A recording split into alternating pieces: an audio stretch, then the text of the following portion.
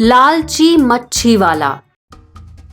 एक गांव में तात्या और कांता कहकर एक पति पत्नी रहा करते थे। तात्या एक गरीब मछुआरा था। वो रोजाना नदी में मछली पकड़ने जाया करता था, जिससे उसका और उसकी बीवी का गुजारा हो रहा होता है। वहीं कांता बहुत ही लालची औरत थी। उसे जो कुछ भी मिलता था वो हमेशा उससे ज्यादा पाने के लालच में लगी रहती थी। एक बार की बात है। ए जी, आज मैं पहले ही बता दे रही हूँ, बिना मछली लिए घर आए ना तो खाना नहीं दूंगी। कांता, तुम 3 दिन से ऐसा ही कर रही हो। हाँ, तो तुम भी तो मछली लेकर नहीं आते।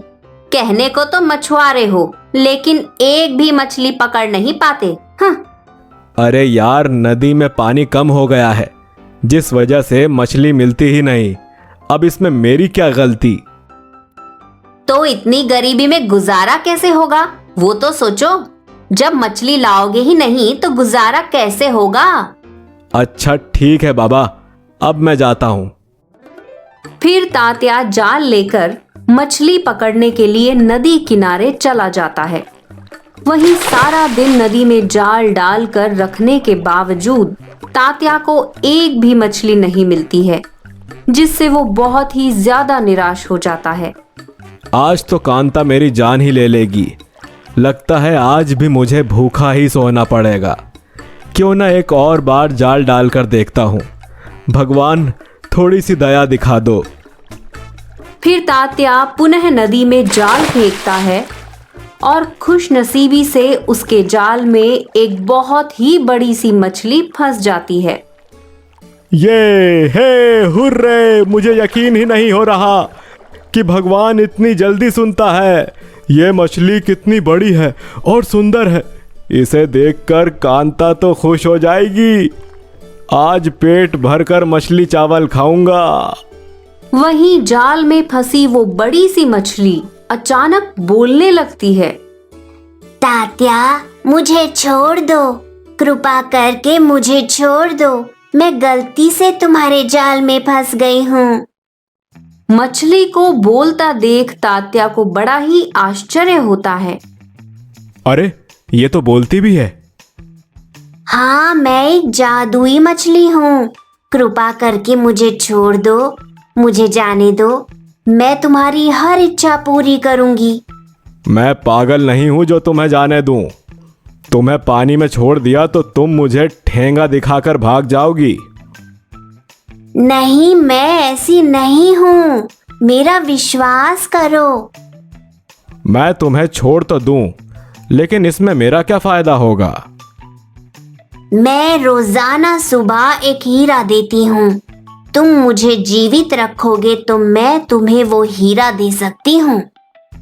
ठीक है, लेकिन अपन को तेरे से रोज एक हीरा चाहिए, तभी मैं तुझे जिंदा रखूंगा, और वो भी अपने घर ले जाकर।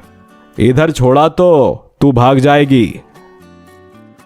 मुझे मंजूर है।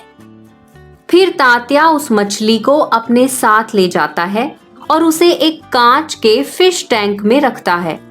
वहीं वो कांता को सारी बात बताता है और मछली का दिया हुआ हीरा देता है, जिसे देखकर कांता फूली नहीं समाती। अरे मेरे पति देव, अब तो हम बहुत ही जल्दी अमीर हो जाएंगे। हाँ कांता, देख तेरा पति कितना होशियार है।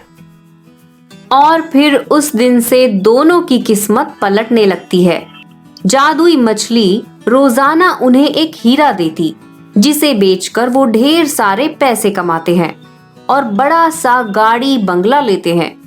वहीं कांता रानी महारानी की तरह ठाट बाट से रहने लगती है और तात्या के भी अलग ही तेवर हो जाते हैं।